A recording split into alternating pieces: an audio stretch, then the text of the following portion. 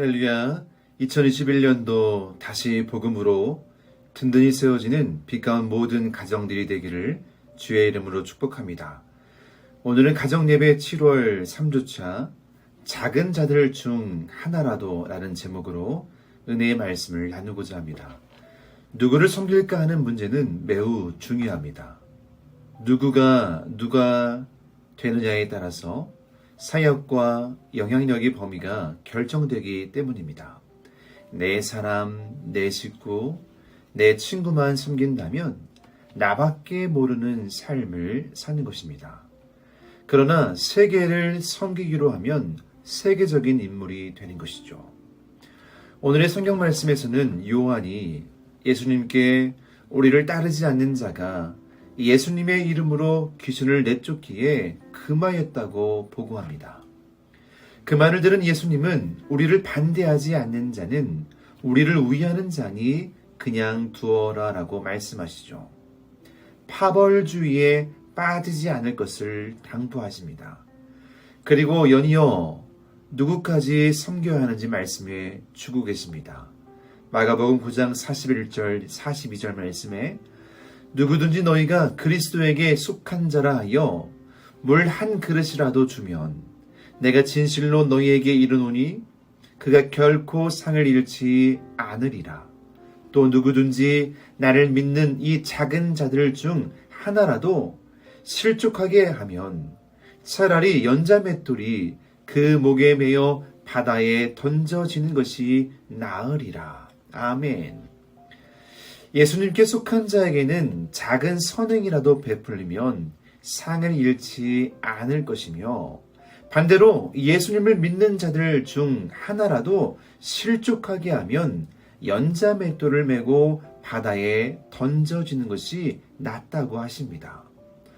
실족해 하는 것이란 자기 이익에만 몰두하여 약하고 상처받기 쉬운 자들을 배려하지 못할 때 나타나는 것입니다.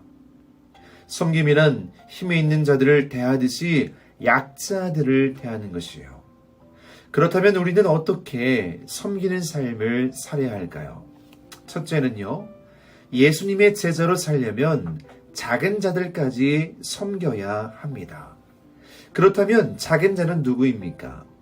쉽게 생각하면 줄인 자, 헐벗은 자, 갇힌 자, 병든 자들입니다. 예수님은 그들에게 한 것을 곧 당신에게 한 것으로 받으셨습니다. 좀 더 깊이 보면 진정 작은 자는 주님을 알지 못하는 자들이죠. 돈과 명예, 학식이 많아도 주님을 알지 못하는 자는 바다의 부추와 같습니다. 그들은 세상의 도전과 물결에 쉽게 흔들리고 쉽게 좌절하는 자들입니다. 누구를 섬기는 것은 힘든 일이죠. 더군다나 작은 자들을 섬기는 것은 더더욱 어렵습니다. 그렇지만 예수님은 그들을 섬기는 것을 당신을 섬기는 것과 동일하게 여기셨습니다. 도대체 그들이 누구이기에 예수님은 그들을 당신과 같게 여기시는 것입니까? 그들은 바로 하나님이 창조한 하나님의 사람들입니다. 하나님의 시선이 머무는 자들입니다. 예수님이 대신 그들을 위해서 죽은 자들입니다. 무한한 가능성이 있는 자들입니다.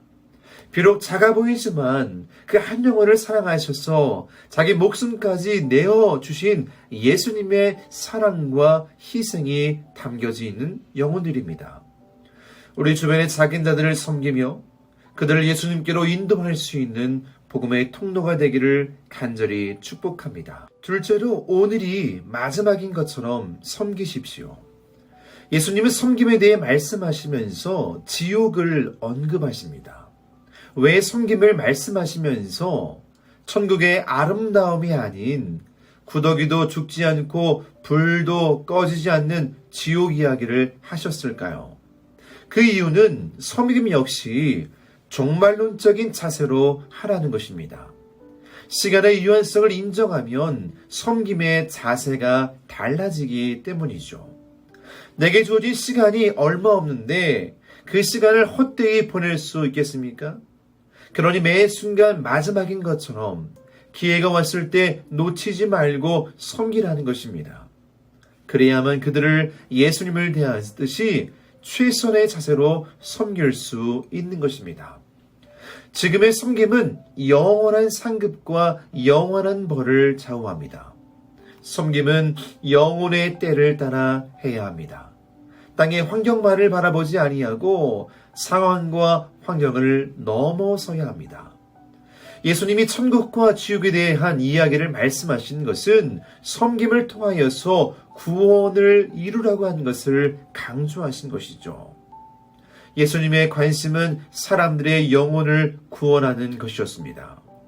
우리의 관계, 직장, 결혼 그 자체보다는 예수님은 그 관계를 통해서, 직장을 통해서, 결혼을 통해서 영혼을 구원하기를 원하십니다.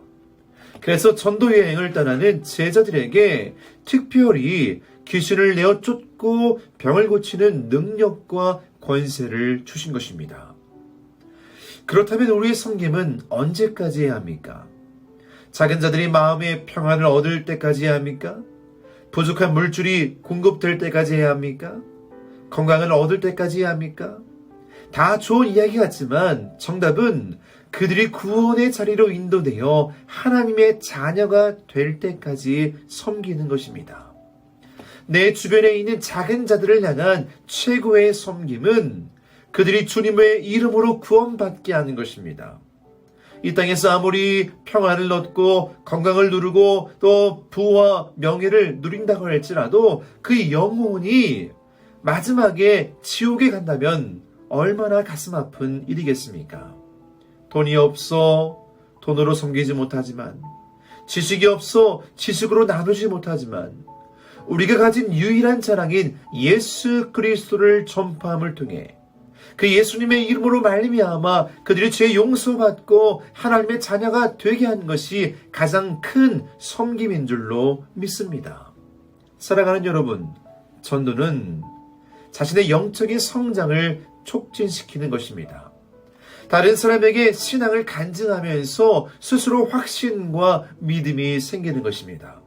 코로나 위기 가운데, 어려움과 고난과 역경의 환경 가운데 여전히 일하시는 하나님, 여전히 우리 삶 속에 개입하시고 구원을 완성하시고 영원한 천국을 약속하신 그 주님을 믿음으로 바라보고 우리 주변의 이웃들에게 그 예수님의 복음을 더욱 담대히 나누고 증거하기를 소망합니다. 여러분 주변에 섬길 만한 영혼이 누가 있습니까? 하나님 마음을 가지고 예수 그리스도의 사랑을 가지고 그 작은 한 영혼을 믿음으로 바라보십시오. 그리고 예수님을 섬기듯이 그 영혼을 정성껏 사랑으로 대하십시오. 그 영혼이 하나님 나라에 들어갈 때까지 섬김을 통하여서 또 한 생명을 구원하고 살릴 수 있는 놀라운 복음의 통로로 쓰임받게 되기를 주의 이름으로 축복합니다.